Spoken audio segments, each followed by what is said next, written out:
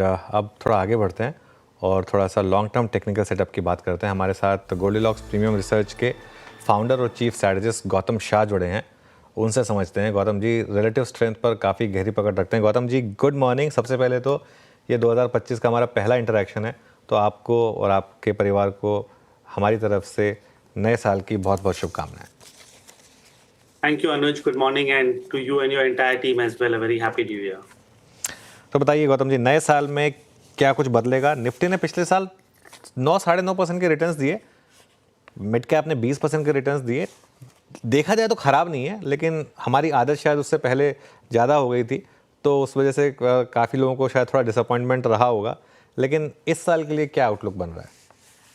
नहीं, I think देखिए expectations तो लो रखना ही पड़ेगा। आई थिंक जिस तरह का मार्केट एनवायरनमेंट रहा है, जिस तरह की जियोपॉलिटिकल चैलेंजेस रहे हैं, जो इकोनॉमिक इश्यूज हम अभी फेस कर रहे हैं, जो एफआई सेलिंग का जो इशू हम फेस कर रहे हैं, ये सारे फैक्टर्स को अगर आप देखें तो उसके बावजूद आई थिंक निफ्टी में जो रिटर्न था और मिड कैप्स और स्मॉल कैप्स में जो रिटर्न था वो काफी अच्छी थी।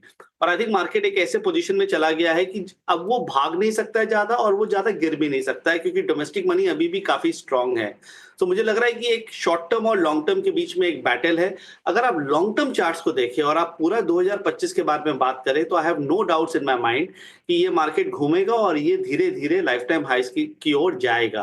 But that will take time. तो वो आप 12 से 15 महीने का टाइम फ्रेम दीजिए, क्योंकि जो मंथली चार्ट्स है और क्वार्टरली चार्ट्स हैं वो अभी भी काफी अच्छे हैं। और मुझे लगता है कि ये जो पिछले दो ढाई महीने का जो करेक्शन रहा है, it is very healthy for the entire bull market that started in March 2020। So that's one point. But अगर आप शॉर्ट टर्म देखेंगे तो आई थिंक चैलेंजेस काफी हैं, क्योंकि मार्केट में अभी कोई ट्रिगर नहीं है ज्यादा बढ़ने के लिए। ट्रम्प फैक्टर आएगा, अर्निंग्स इंपॉर्टेंट है, बजट एक्सपेक्टेशंस इंपॉर्टेंट है, एफआई एक्टिविटी इंपॉर्टेंट है। सो जब तक मार्केट 24,000 के ऊपर कंसिस्टेंटली नहीं चला जाता, तब तक हमारा स्टांस शॉर्ट टर्म के लिए कॉशियस टू बेरिश रहेगा। और मुझे लग रहा है कि एनी अर्निंग्स डिसअपॉइंटमेंट और 23,500 का जो सपोर्ट लेवल है वो ब्रेक कर सकता है। तो near term 23,500 24,000 is the real band.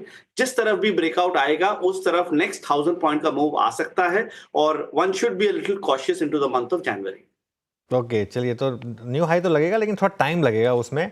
इसको क्या लीड करेगा? अगर बिग सेक्टर्स की बात की जाए तो क्या बैंक्स, आईटी, रिलायंस, क्या आपके हिसाब से ज़्यादा इस साल चलेगा? अनुज, मेरा मानना है कि पिछले 6 महीनों में हमने एक मूव देखा है, एक शिफ्ट देखा है ग्रोथ से वैल्यू में।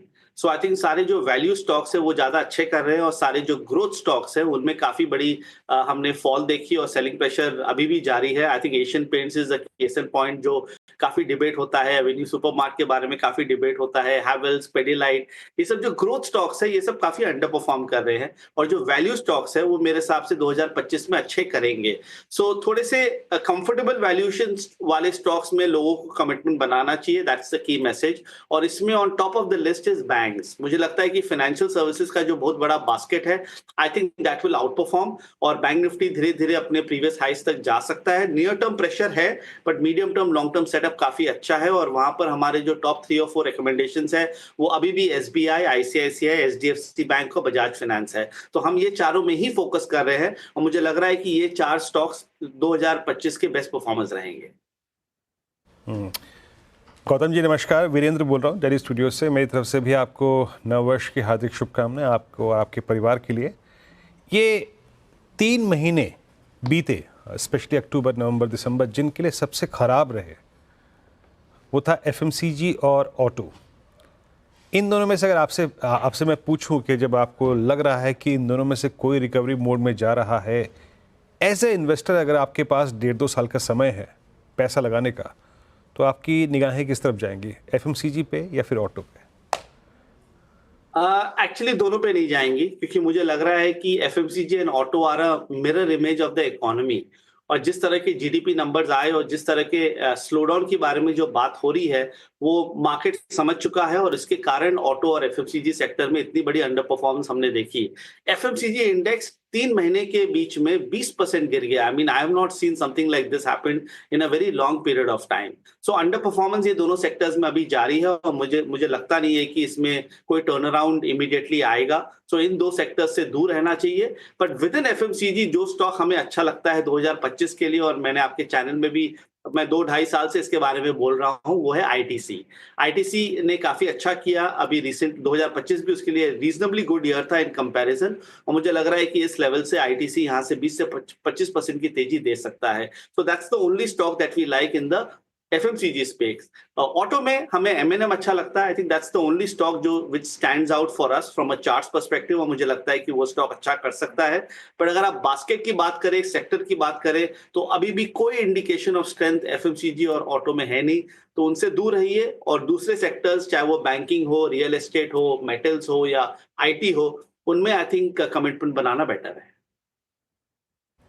ओके, तो आप रादर देन आई थिंक पूरे सेक्टर पे आपको फोकस नहीं करना है, आपको एमएनएम पे और आईटीसी पर इंडिविजुअली यहाँ पर फोकस करना है। अच्छा गौतम जी, ये नवंबर दिसंबर के महीने में इनफैक्ट बहुत सारे स्टॉक्स डेरिवेटिव्स में आए।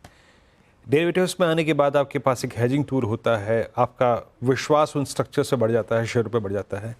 ये न्यू डेरिवेटिव एंट्रेंट्स में से जो सबसे प्रभावशाली स्टॉक लगा आपको, या फिर एक दो स्टॉक्स जो लगे जहाँ पे आप लोगों ने अपनी कवरेज बढ़ा दी है या फिर अपने क्लाइंट से शेयर भी किया हो, वो कौन से हैं?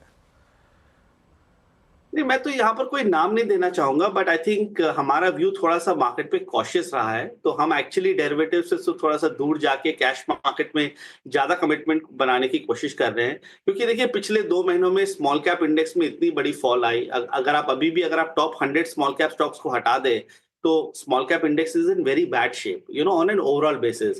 पर जो टॉप 100 स्मॉल कैप्स और टॉप 100 मिड कैप्स है, वो अभी भी काफी स्ट्रांग है। अभी हो क्या रहा है कि जो एफआई सेलिंग है वो तो टॉप 200 स्टॉक्स में हो रहा है, और जो डोमेस्टिक मनी का जो बाइंग है वो मेनली मिड कैप्स और स्मॉल कैप्स में है। तो इसीलिए मिड कैप्स और स्मॉल कैप्स तो संभले हुए हैं, और जो लार्ज कैप्स है उसमें काफी प्रेशर है on an overall basis. But I think हमारा एक स्टॉक जो हमारा फेवरेट रहा है कुछ सालों से, वो है जोमैटो, और मुझे लग रहा है कि उस स्टॉक में यहाँ से भी पोटेंशियल है। इस स्टॉक ने रीसेंट करेक्शन को अच्छी तरह से हैंडल किया, और लग रहा है कि इस साल में you know we should see the stock at 300 plus. Okay, Zomato, since new inclusions की बात हो रही है, बीएससी, एंजल वन, सीडीएसएल, इन सब स्टॉक्स ने ज़बरदस्त पैसा बनाया है पिछले साल। यहाँ क्या व्यू होगा? मेरे हिसाब से ये सब स्टॉक्स में अब अपॉर्चुनिटी नहीं है, because these are the stocks which were proxy to financial services, और मेरे हिसाब से वो सारे जो पॉजिटिव्स है they are already in the price. ये सारे स्टॉक्स में हमने पैराबोलिक मूव देखा, और लग रहा है कि अभी एक लंबे कंसोलिडेशन में चले जाएंगे। और जिस तरह का फाइनेंशियल मार्केट एनवायरनमेंट है, सेबी के जो मूव्स है, उसके कारण I don't think financial services a great play right now. But 2 stock है जो हमें अभी भी अच्छे लगते हैं। एक तो है CAMS, I think computer aided management is a very direct proxy to financial services, तो मुझे लग रहा है कि ये स्टॉक अच्छा करना चाहिए। और CDSL is a great proxy to financial services, ये हमें डेफिनेटली अच्छा लगता है। But broking, wealth management, exchanges वाले जो स्टॉक्स है, आई थिंक मेरा फोकस वहां पर नहीं है, और मुझे लगता नहीं है कि वहां पर कुछ बड़ी रिटर्न बनेगी। बिल्कुल। अच्छा, रिलायंस पर क्या व्यू रहेगा गौतम जी? क्योंकि ये स्टॉक हालांकि वीक रहा है, लेकिन कुछ साइंस दिखा रहा है अब लोअर लेवल पे बाइंग के। क्या ये सही मौका है रिलायंस को पिक करने का? नहीं, रिलायंस से दूर रहना चाहिए। स्ट्रक्चर अभी भी काफी खराब है, अंडर परफॉर्मेंस जारी है, और मेरे हिसाब से ये अभी चलेगा। Reliance is a very large weightage on the Nifty, और क्योंकि रिलायंस अंडर परफॉर्म कर रहा है तो निफ्टी ज्यादा चल नहीं पा रहा है, क्योंकि what has been negative for Reliance has been positive for SBI and HDFC bank. But अभी भी चार्ट स्ट्रक्चर काफी खराब है। मुझे लगता है कि रिलायंस धीरे धीरे 1100-1110 की तरफ जा सकता है, तो यहाँ से और 10% की फॉल आ सकती है, और इस मार्केट में आप अंडर परफॉर्मेंस को नहीं छुए। आई थिंक दैट्स वन की मैसेज। जो स्टॉक्स आउट परफॉर्म कर रहे हैं, जिसकी प्राइस एक्शन अच्छी है, जो निफ्टी के साथ चल रहे हैं, उन स्टॉक्स और उन सेक्टर्स में रहिए, instead of buying the dip, buying under performers and buying stocks that have not done well. Okay, अच्छा गौतम, अभी मेरे एफएमसीजी और ऑटो के संदर्भ में पूछे गए प्रश्न के एवज में आपने एक जो बात कही ना, बहुत सही थी कि प्रॉक्सी ऑफ इकोनॉमी पे आपके, क्योंकि अभी कन्विक्शन नहीं है। एक केस और, मैं कैपिटल गुड्स पे आपका व्यू चाहूँगा। अनवाइंडिंग बहुत थी सीरियस, शॉर्टिंग भी विजिबल है, बड़े एवरेजेस टूट चुके हैं, और कैपेक्स के नंबर्स में जो स्लो डाउन है उसके मद्देनज़र क्या सेम आउटलुक आपका कैपिटल गुड्स पे भी है? हाँ जी, सेम आउटलुक कैपिटल गुड्स का है। देखिए, लोग ये सब सारे सेक्टर्स को पिछले 3-6 महीने के परफॉर्मेंस के हिसाब से जज करते हैं। पर मैं हमेशा ये कहता हूँ कि पिछले अगर आप 2 साल की परफॉर्मेंस देखेंगे तो ऑटो में और कैपिटल गुड्स में इतनी बड़ी तेजी आई, इंडेक्स 3x हो गया 2 ढाई साल के टाइम फ्रेम में। सो इतनी बड़ी तेजी थी कि एक लॉन्ग पीरियड ऑफ कंसोलिडेशन बनता था। Capital goods, no doubt, is a proxy to the industry story, but most of the positives are already in the price. So अगले 2 साल की earnings मेरे हिसाब से आज के प्राइस में ऑलरेडी हैं. So I don't think there are any major tailwinds for the sector at this point of time, और इसीलिए दूर रहना चाहिए. ऐसा नहीं है कि ये सब कंपनीज खराब है.